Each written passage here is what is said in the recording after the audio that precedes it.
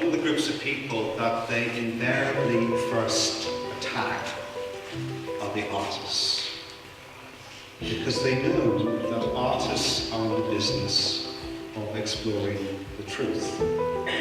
I first travelled to Lesbos as a war artist, having worked for over the last decade in Afghanistan and Iraq.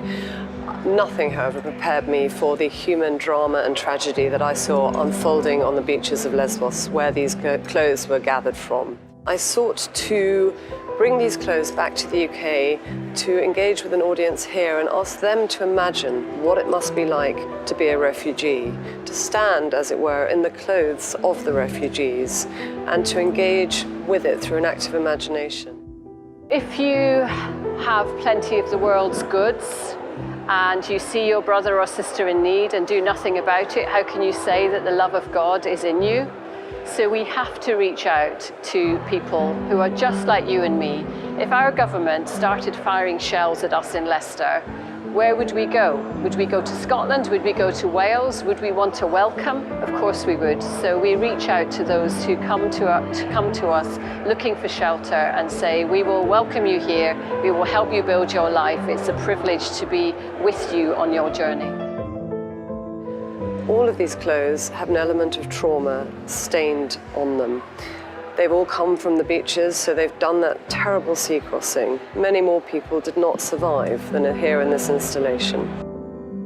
No one becomes a refugee by choice. To leave everything that we have ever worked for, loved, known, and to make that journey into the unknown that is often fraught with danger and uncertainty, this is something we only do when we are desperate. You could argue that the Bible is a refugee text. So the narratives of the Old Testament revolve around two incidents. The Exodus, where an oppressed people escaped from an oppressive regime and built a new nation in the wilderness under God. And then they went into exile and had to rediscover themselves as a refugee community. Jesus, of course, was a refugee himself and a refugee family, and the early church spread across the Mediterranean because of persecution, and so you might even say the church was a refugee church.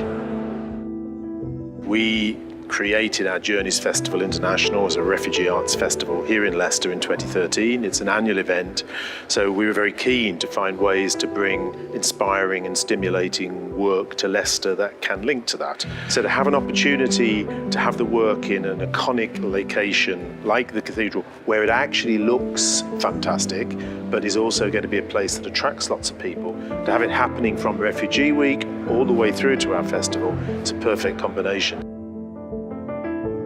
It's important, though, to remember that this is not just about exile and despair.